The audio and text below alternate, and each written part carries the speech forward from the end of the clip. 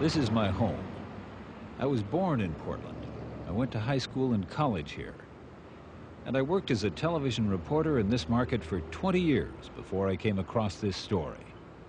By then, it was almost too late to tell it. The problem is we should have been doing this 15 or 20 years ago, because all of those who really could contribute, they're dead now. And I'm damn near dead, so when I'm going, I don't know who you're going to do, who you're going to talk to. You. Almost 80 years old, Otto Rutherford knows a history of Portland and Oregon most people, black or white, have never heard. But it is sad, because as I say, the young people think that everything has been just like it is now, and it's a far cry from being right. But it isn't. It isn't.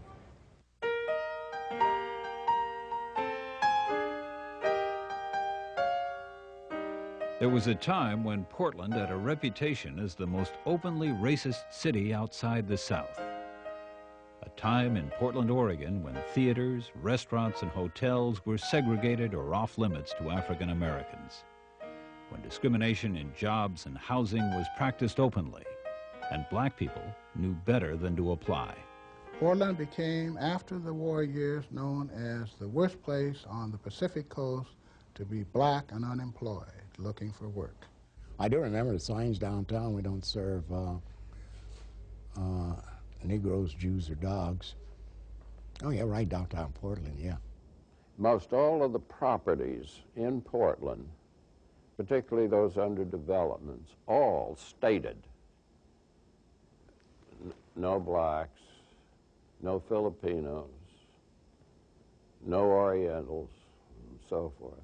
And your title insurance stated that you could not sell because they were not supposed to own property. We were an extreme minority, and minorities were just almost like non-people. Non-people. Mm-hmm. You were hands, that was it. You could be as smart as the next man, and still you wouldn't be employed as a teacher. Grade school, high school, they wouldn't employ you to be a janitor.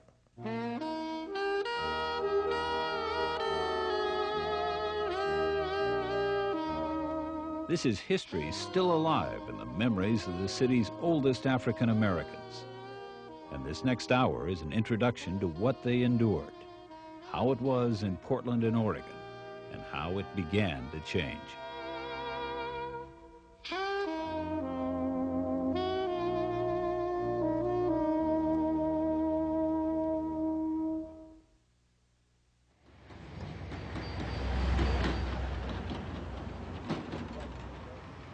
You listen to all the noise here, and you think, well, what it would be like with trolleys and horse-drawn vehicles, and I think it would be a little better. Much better.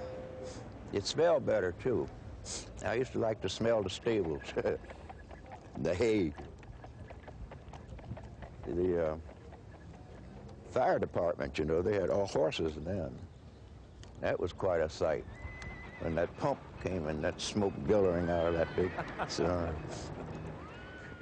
Otto Rutherford was a child in the years before World War I, a time when the center of Portland's small black community was here in the shadow of Union Station, and black-owned businesses lined Northwest Broadway.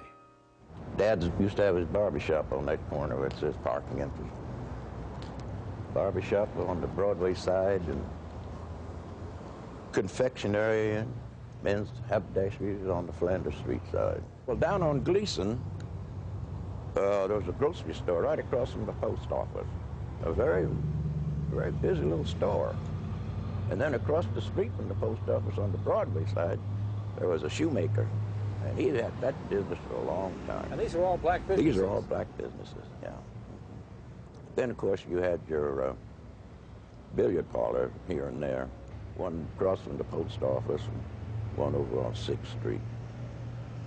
Then you had, before Prohibition, you had 1 or 2 saloons, too.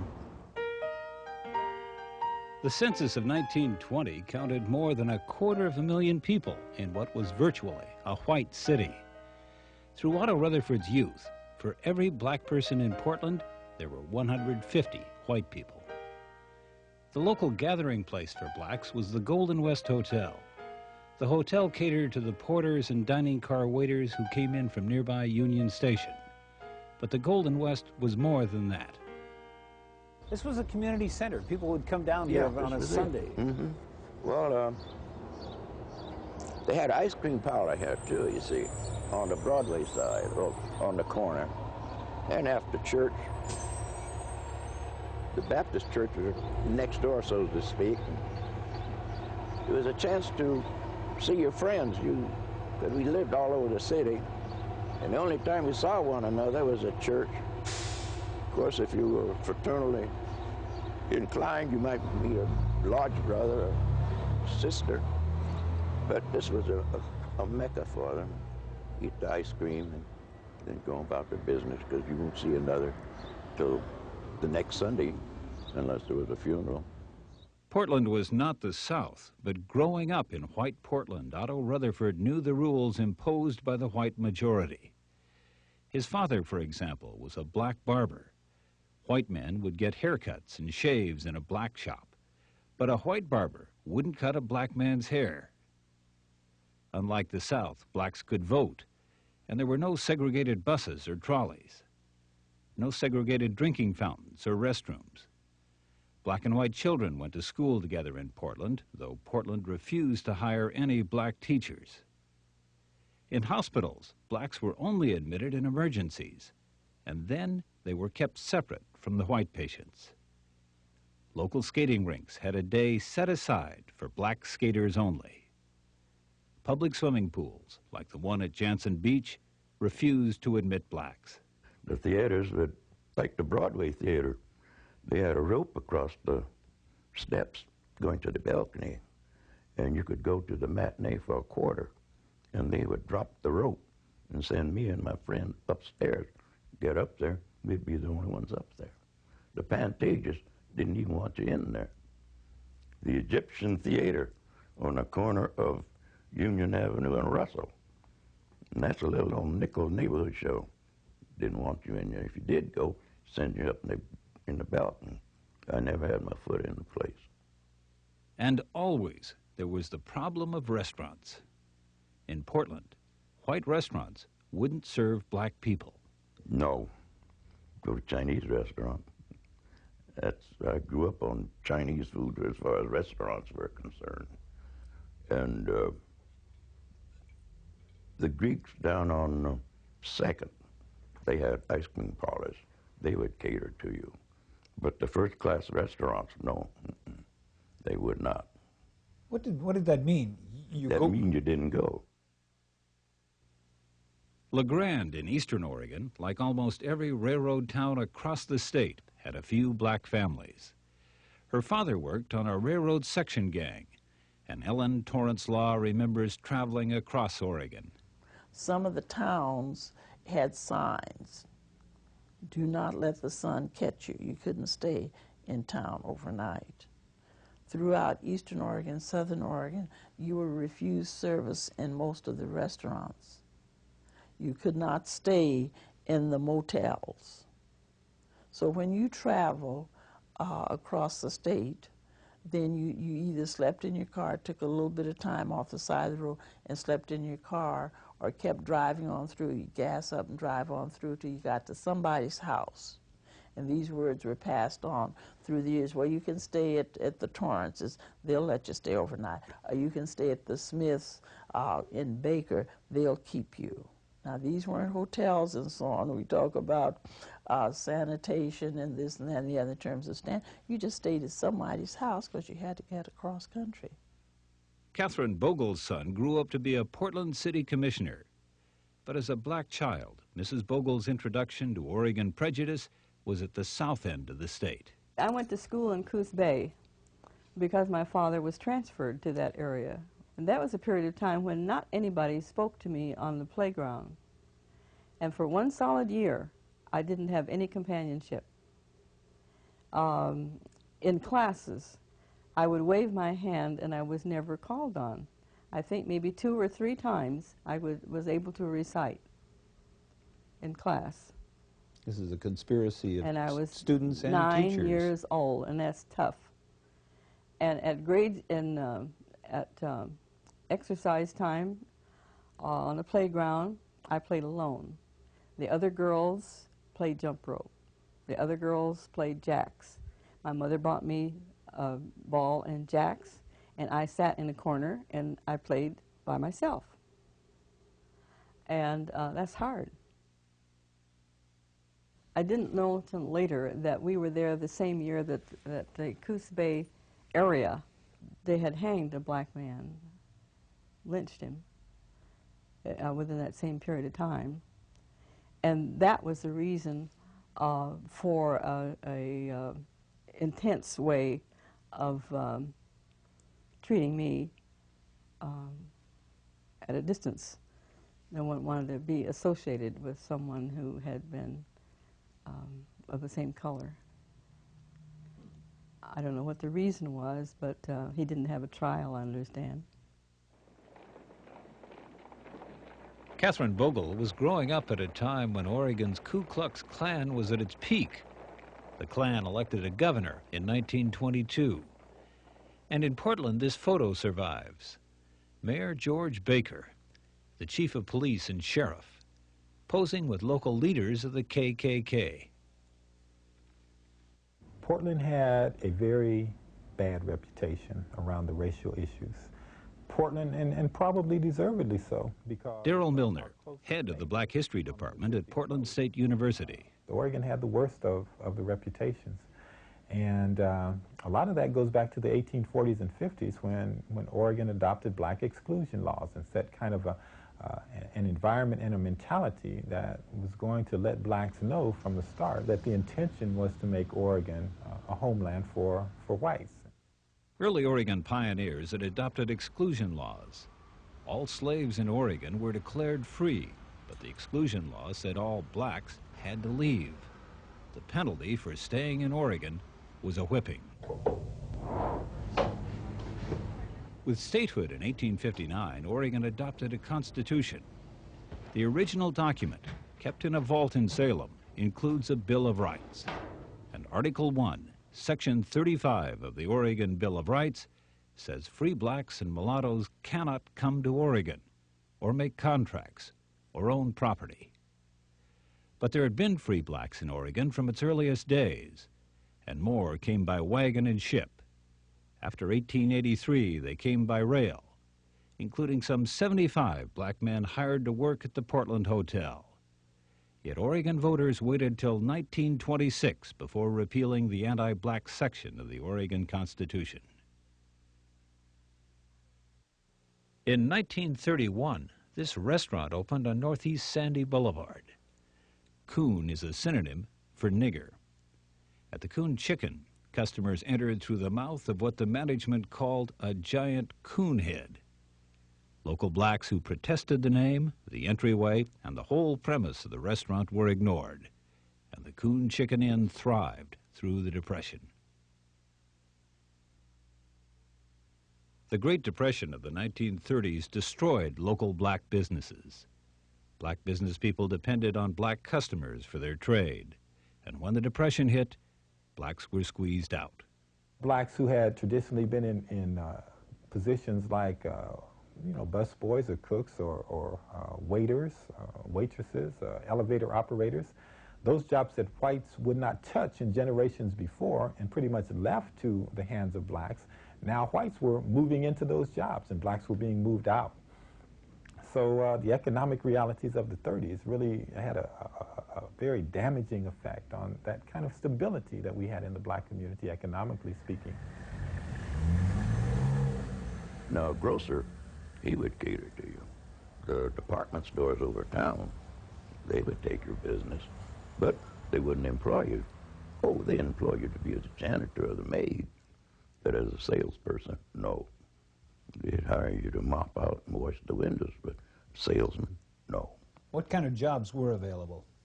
As I said, janitors, bootblacks, waiters, domestics, and redcaps, porters at the depot.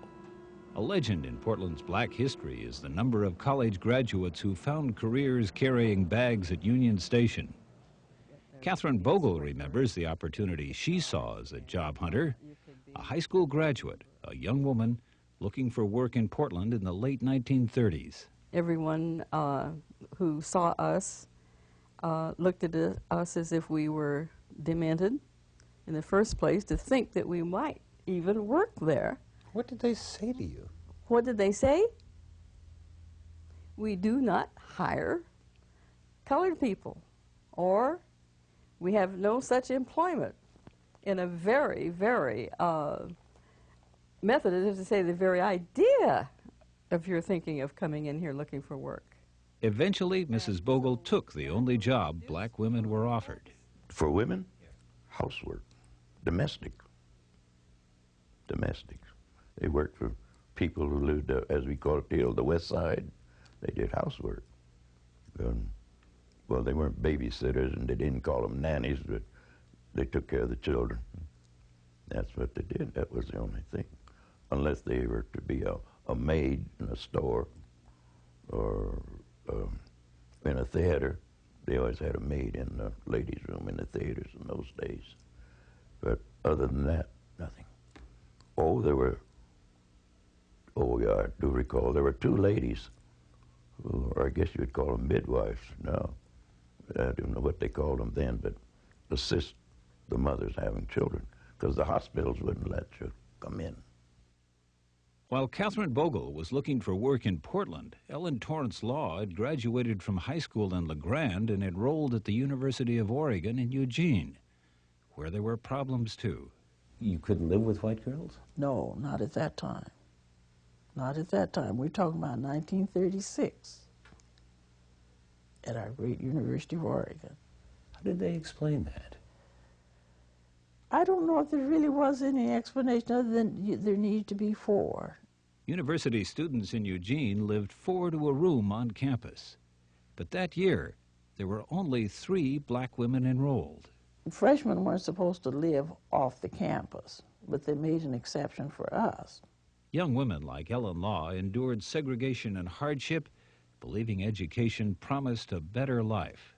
Our father had stressed education, that he'd brought us from Arkansas to get one. He always said, get your education, get it up here, and he'd point to his head, and it can't be taken away from you.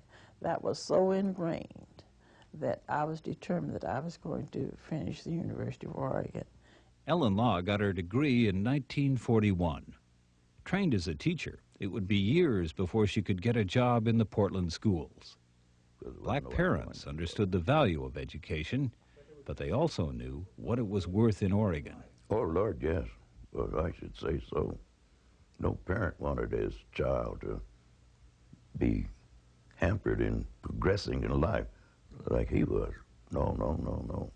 The mothers worked in a private family, and the fathers did whatever they did, you know, waiters and woman porters and such. But they saw to it that their children were educated. They did like my parents did.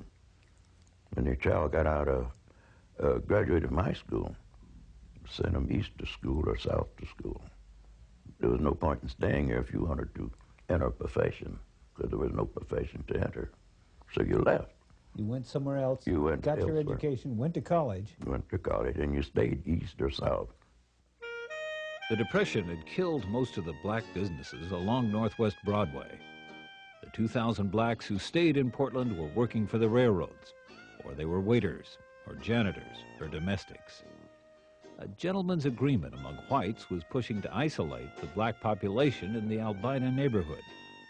It was a low point for blacks in Portland. And then came the war.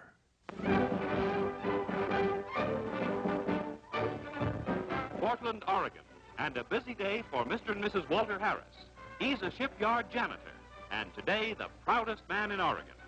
In an employees' lottery, Harris won the right to select the christening sponsor for the yard's first completed Maritime Commission freighter, and Harris picked Mrs. Harris. So there are flowers and all the trimmings for the first colored woman ever to sponsor an American launching.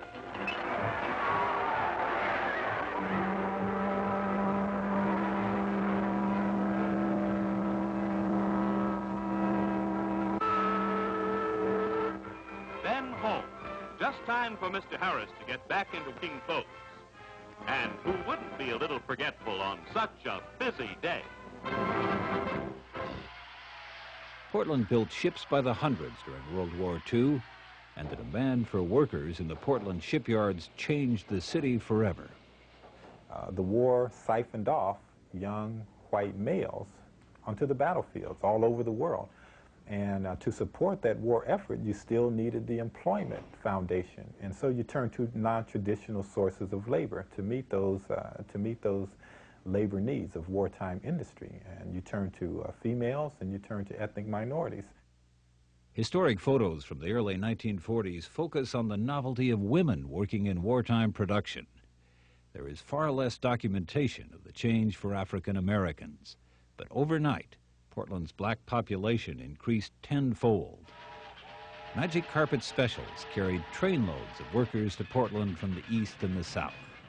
The population would grow by 100,000 whites and 25,000 black people. Whites and blacks and their families recruited to the shipyards of Portland. When America needed those blacks in different roles and put those blacks in different roles, then that was a process that began this self-examination. And it was a very, very difficult time period for America, not only the war, but really calling into question those things that had been unquestioned for so many generations on the part of most whites. At the shipyards, most blacks were hired as laborers, at the bottom in skills and pay. The money at the shipyards was in the skilled jobs, as iron workers, electricians, and plumbers. The union jobs the new black Portlanders wanted to apply for. The Boilermakers, I think this article here has a lot, union admission refused to worker. You know, that was the emphasis. Get rid of, give them any type of entree into the system, they won't go home after the war. That was the attitude of the unions. That was the attitude of the unions, and I'd say the general populace, yeah. Blacks were not treated equally. In the shipyards, the local Boilermakers Union took a whites-only stand, and McKinley Burt remembers plotting to strike the shipyards. Nobody in this part of the country ever heard of blacks striking, and we threatened to strike the shipyard. And even though we didn't dominate the crafts and trades, laborers were a significant element there. So the FBI would be watching the bridge, interstate bridge. See, this activity is going on mainly over at the Vancouver shipyard. That's where I began work. So the FBI watching the bridge, what we did, we got rowboats, and at night we would row across the Columbia to the outfitting docks over there, and then we'd hold secret meetings in the bottom depths of the ship. You know, it was serious at the time, yeah. I maybe got 10, 20 years. Just for yeah, trying to get your rights as a worker? Yeah. Interfering with war efforts, you see, you got to interject. And you were thinking about a strike? I was thinking about it, advertising, calling for it. During wartime, yeah, Russia would have been shot immediately. There was no strike, but the government's anti-discrimination policy was ignored. The Boilermakers, who controlled most of the shipyard jobs, forced blacks into a phony auxiliary union. For as long as the war lasted, blacks might have the jobs and the income. But after the war, inevitably, not being a union member, you would be unemployed. The new wartime population, Portland's new labor force, white and black, needed housing. New public housing went up almost overnight. The largest development was Vanport in the floodplain south of Jansen Beach. Through the war years, Vanport was the second largest city in Oregon, a multiracial community that today is only a memory. Periodically, I have dreams about Vanport, and I can see it as it actually was, vividly. Vivid dreams in color. You know, I can see the schools, I can see the area just like it was, you see. The population of Vanport was 3/4 white, 1/4 black. Just as in the shipyards, most of the surviving photographs show only whites. Fred and Regina Flowers know better. Yes, I'm telling well, you. I think everybody think we're a phenomenon because we grew up together as children. Well, see, I guess that had 7 years. So you think about that. We met in Vanport. We met right over there at Marshall School. Right at Marshall School. In 1945, you know, in the 6th grade. So I guess that had Vanport housing was segregated, with neighborhoods that were either all white or all black. Like Portland, the schools were integrated.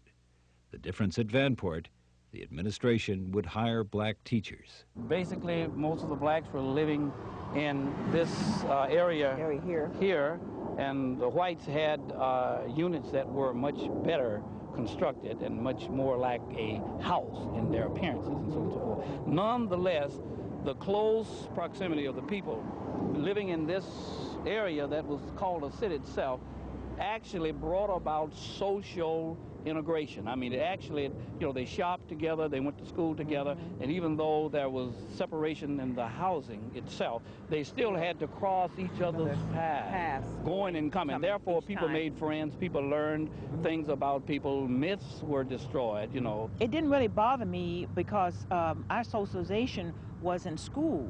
Very well integrated, no problem whatsoever. So it didn't really bother when we go home at night and we played with all black kids or whatever. It didn't really bother us at all.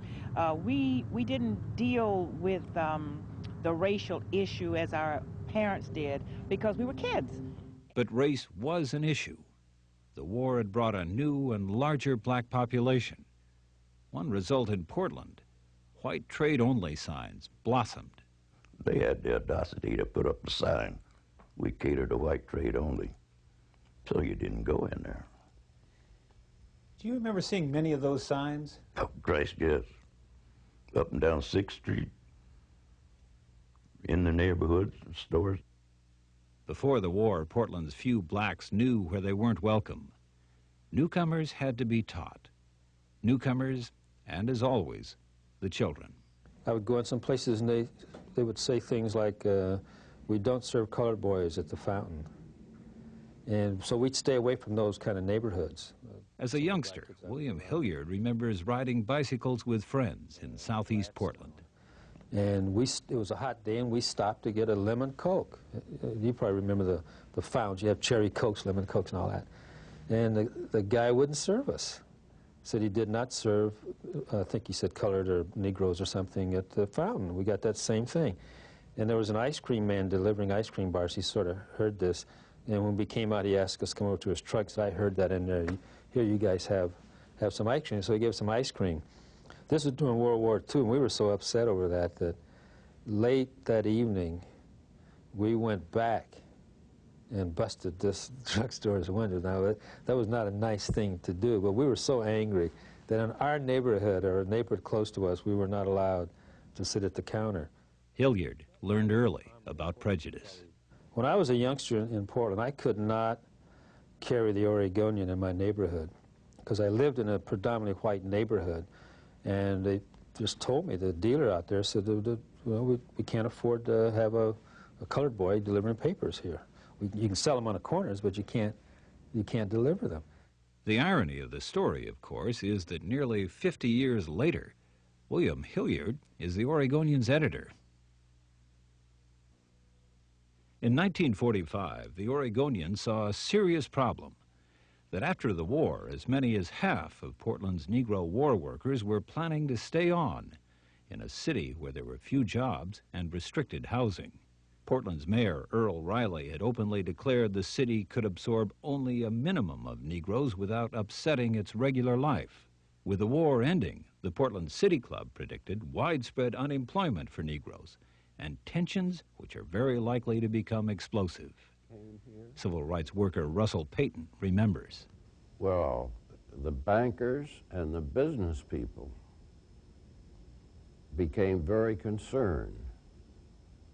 There were 25,000 who were recruited here in 25,000 black people in Portland. 15,000, I'm giving general numbers, 15,000 went home. That left about 10,000 here with no jobs available.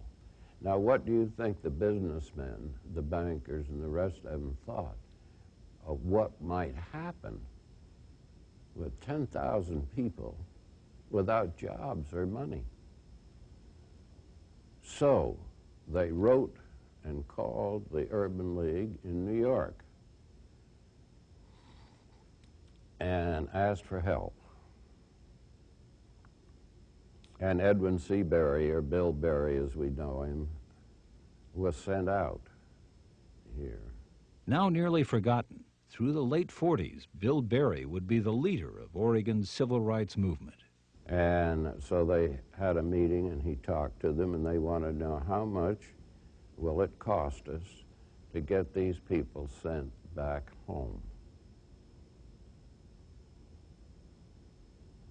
Now, as you know, Bill Berry was a pretty smart guy. He said, well, I'm going home. I'm not interested.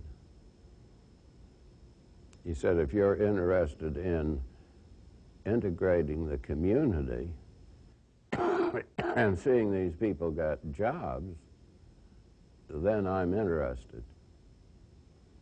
Well, they hashed that around for a while and finally agreed to it. And that was the start of the Urban League in Portland. But they were called originally to get those people out of town. Bill Berry's top priority for Portland's new Urban League was jobs. With peace, the inevitable had arrived. A third to a half of the black population was unemployed. Portland became, after the war years, known as the worst place on the Pacific Coast to be black and unemployed, looking for work. Nathan Nickerson, who would later lead the local Urban League himself, speaks from personal experience. Nickerson, with a degree in chemistry, remembers finding work with a crew of black janitors in North Portland. And became a member of a custodial crew, some of whom are still alive, only a couple now, which had 3 master degrees, blacks on it, and myself and another bachelor crew, all black, with a white foreman with a high school education. College degrees were useless for blacks in Portland until the summer of 1945. And I talked with Bill Berry, and that was one of the first things on his agenda, was to discuss hiring black teachers. Well, I was almost in at that particular time. To his surprise, Robert Ford got the first teaching job in the Portland system. I applied for the job on a piece of notebook paper, knowing that I wouldn't get it. And later they sent me a form to fill out, and I thought it was a formality. And after that, they sent me out to the old Elliott School to be interviewed. And I had begun feeling that, well, that might be a possibility. After the success of the Vanport schools, Portland was ready to risk hiring black teachers. But taking no chances, it hired only a few, and only in elementary schools. It would be years later when Robert Ford would also become the first black to teach in the Portland high schools. And remember Ellen Law, who came out of LeGrand to attend the University of Oregon? She advanced on Ford's success. So we were the first 2, and I was the first female on the high school level. And see, he started in 1945, so it took him 10 years to get in high school. It took me 13 years to get hired, period. And then 15 before I got into the high school, which was 1956. In the late 40s, a few job openings in the Portland school system were an exception. The U.S. Post Office was hiring blacks too, and so was the Bonneville Power Administration. All 3 were exceptions. When a grocery chain hired a black checker, it made the newspapers. In a story for the Oregonian in 1947, writer Stuart Holbrook made a tour with Bill Berry, interviewing employers who wouldn't hire blacks. Their reasons: objections from both customers and white workers.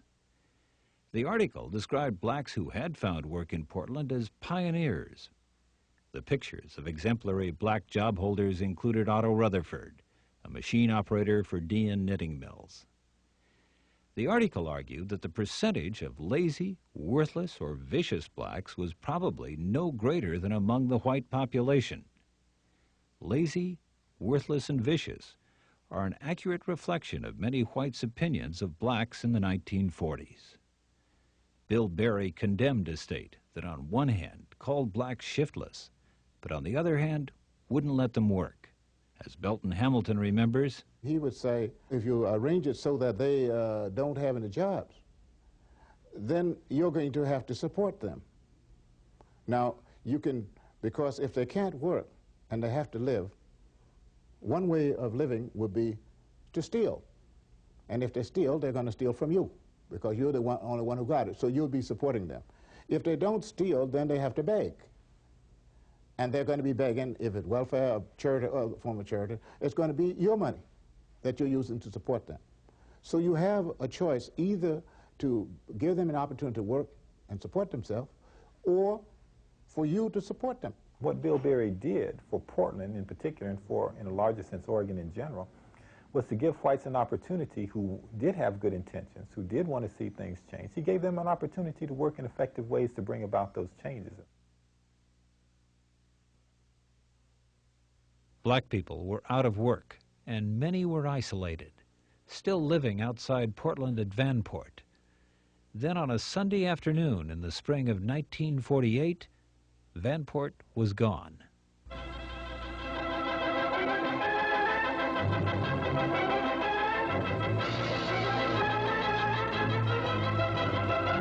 Flood crisis in the Pacific Northwest. From Oregon to British Columbia, from Idaho to the coast, come reports of disasters. The worst of all from Vanport, Oregon. Here, floodwaters of the swollen Columbia River broke through a railroad fill and drowned a city. Almost 19,000 people lost their homes, completely ruined in one tragic hour. Cars submerged, houses smashed, people trapped by a 12-foot deluge of muddy water. President Truman declared whole regions of the Pacific Northwest to be disaster areas as their series of flood tragedies reached its dramatic worst in the death of Vanport. Now, my parents were living right over here. And so my mother said about 4:30 or 4:45, you know, he had been hearing noise and cars and people moving about. Some people were passing by with suitcases and clothes wrapped in sheets. And she said, well, we live upstairs. We don't have to worry about anything. So she said, about 4:45, she looked right down there, and she saw several two-story units floating this way. So she woke my dad up. He was taking an afternoon snooze, and she woke him up and said, we got to get out of here.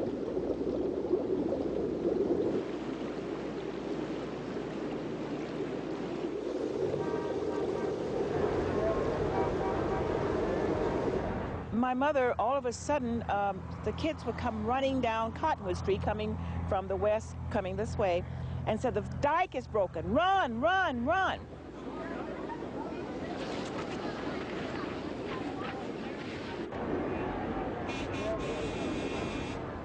Now, we didn't hear the siren at all. We just heard from word of mouth, and everybody started moving. I never seen, and we were moving pretty fast. My mother was telling everybody to get out.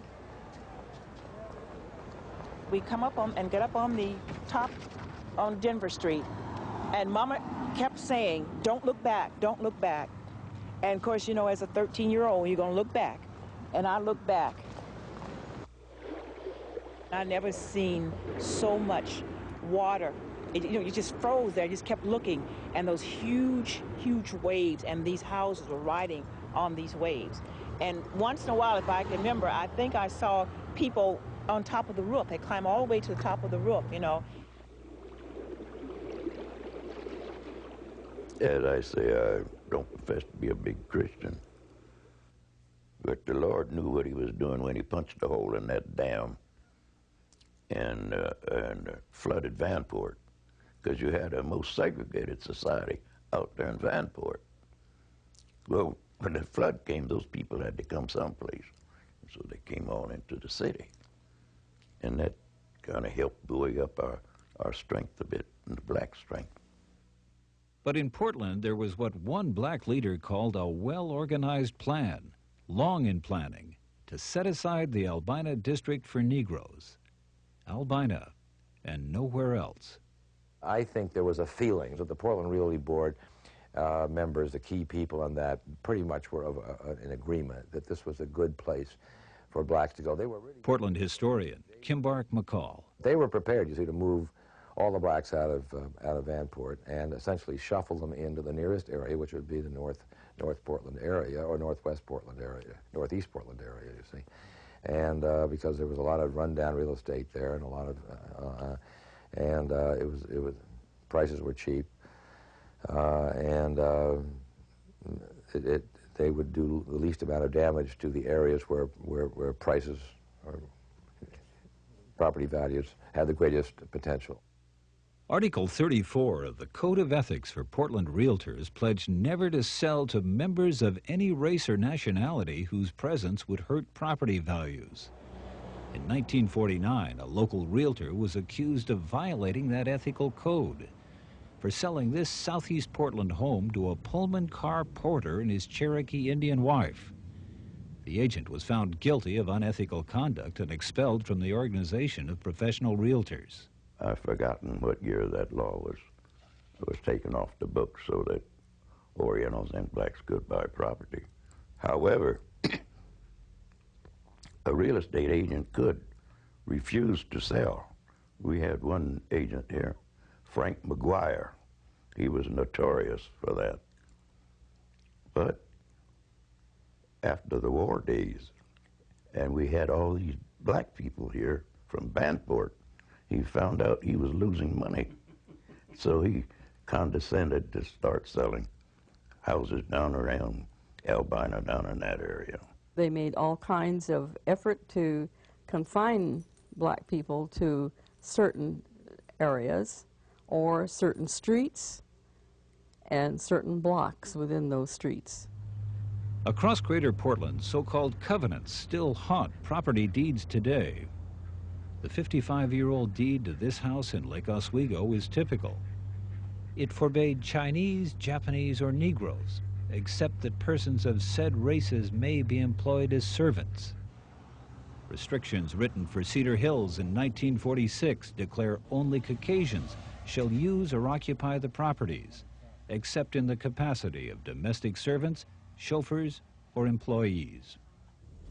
Civil rights laws have superseded the covenants, but they remain in the records, a testament to the times when the houses were built. All this was done openly. White realtors refused to sell to blacks. White employers refused to hire them. White restaurants refused to serve them. And at the same time, in the Portland public schools, young blacks were being taught to fail.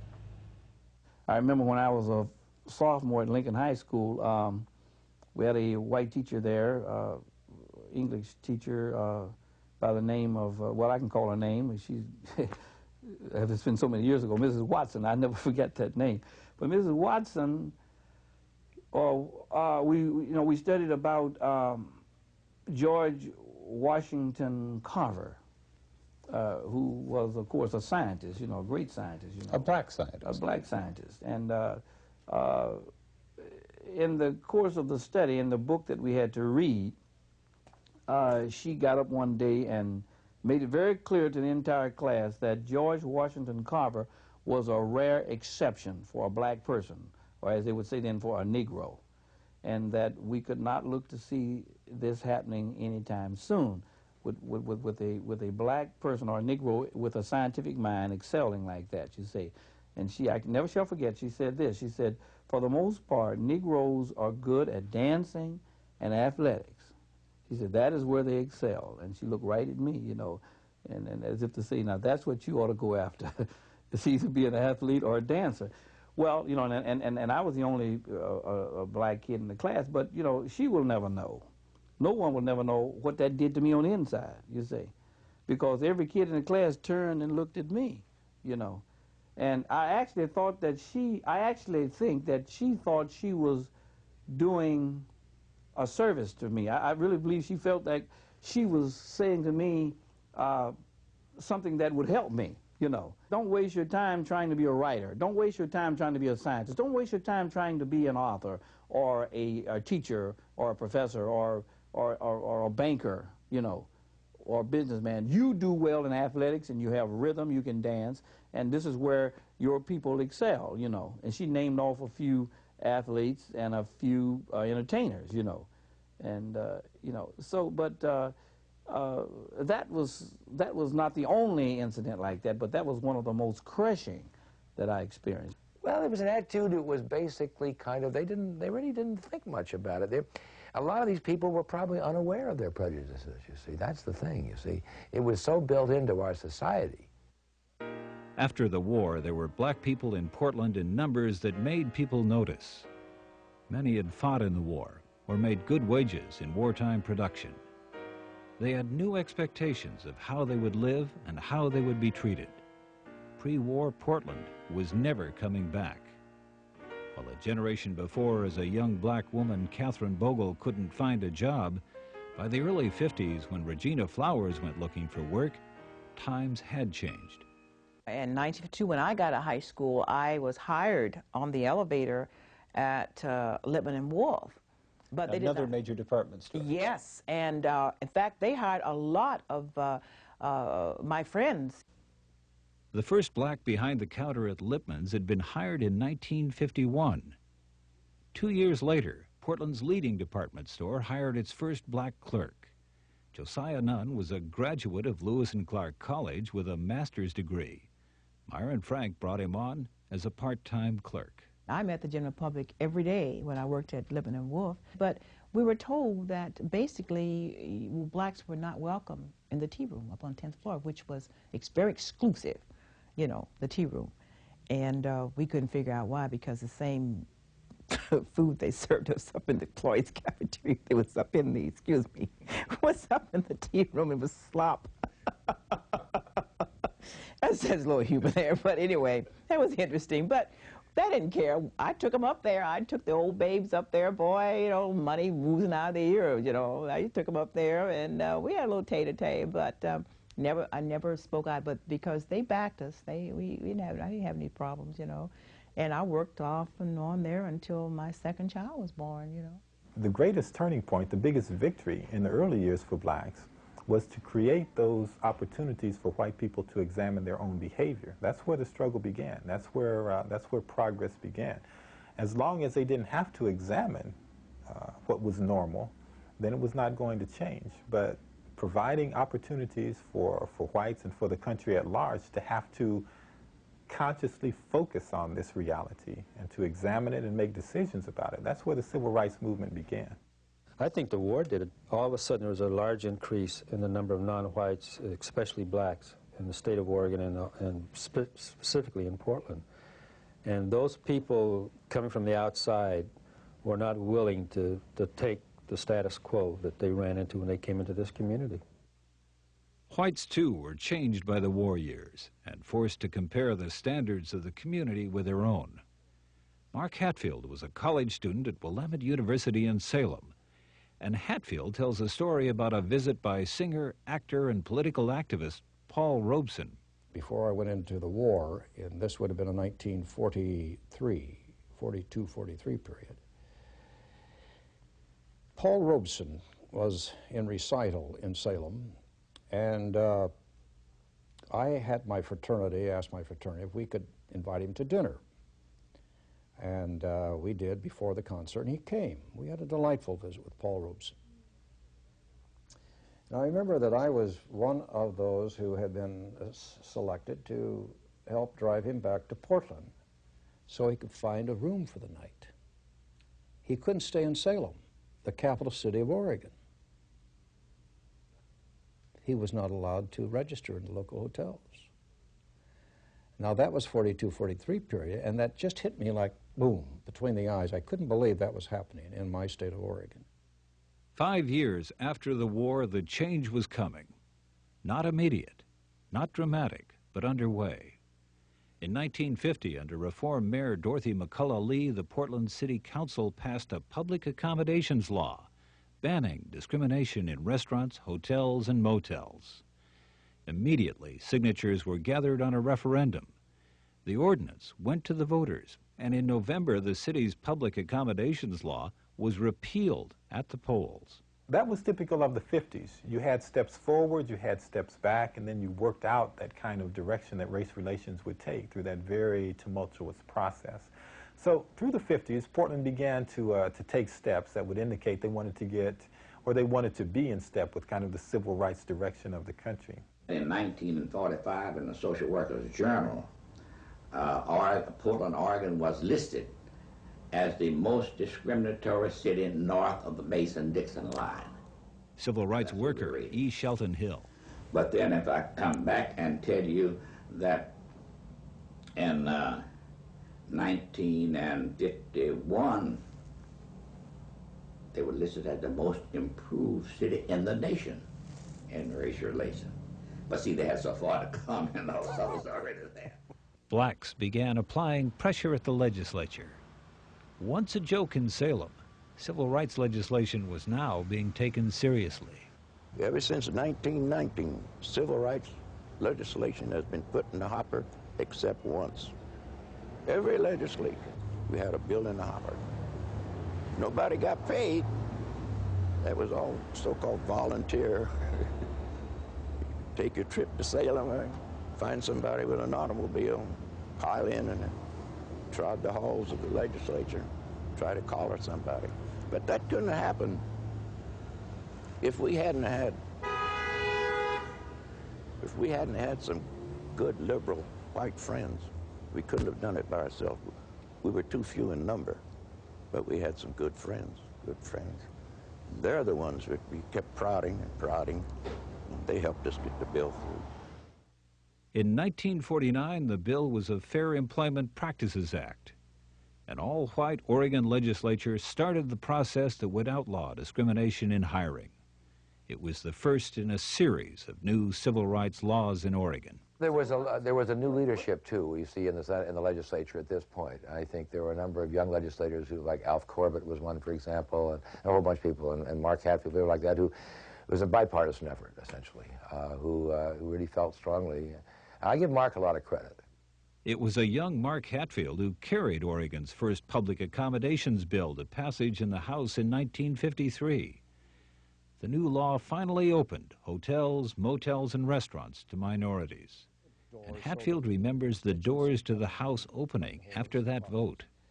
Well, when those doors opened, and there was that mass of smiling, joyful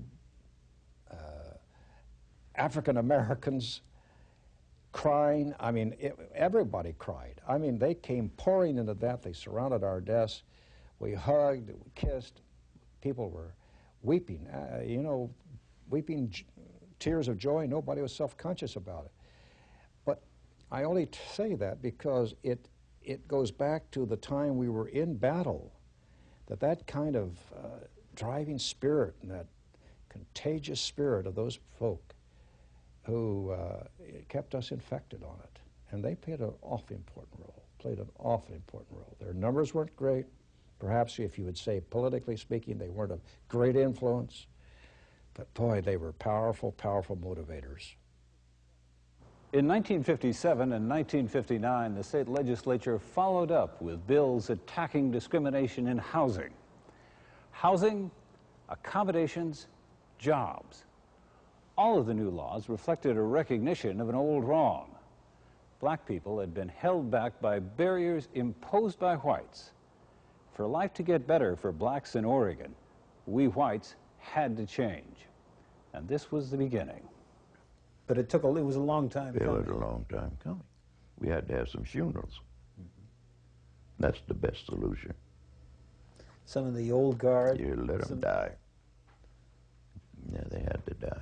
You're talking about some of the white people. That's who I'm talking simply about. Would not accept black people. No, they would not. That was the problem.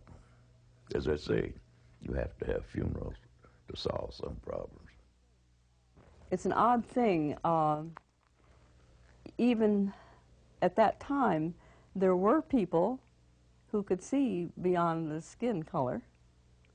And it was to those people that I would give credit in my life, who looked beyond that and opened their eyes, opened their hearts, and opened their homes.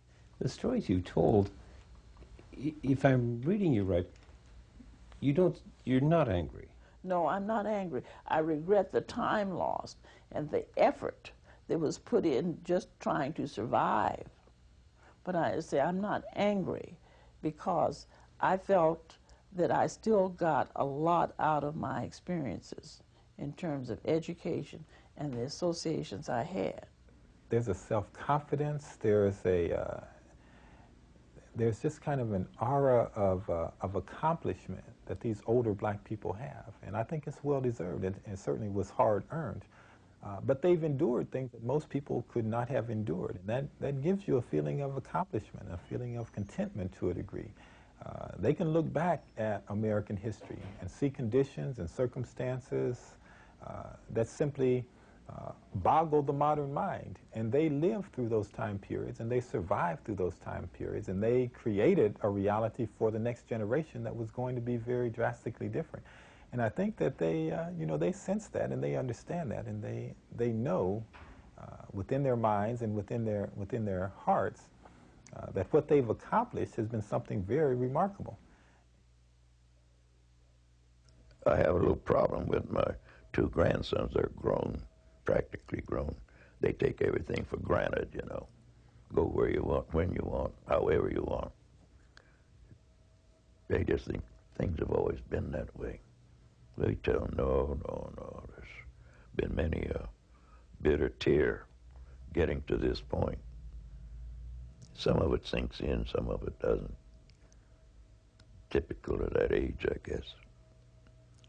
But we have made progress. We have made progress. Here in this little 2x4 town, we have made a great deal of progress. Yeah.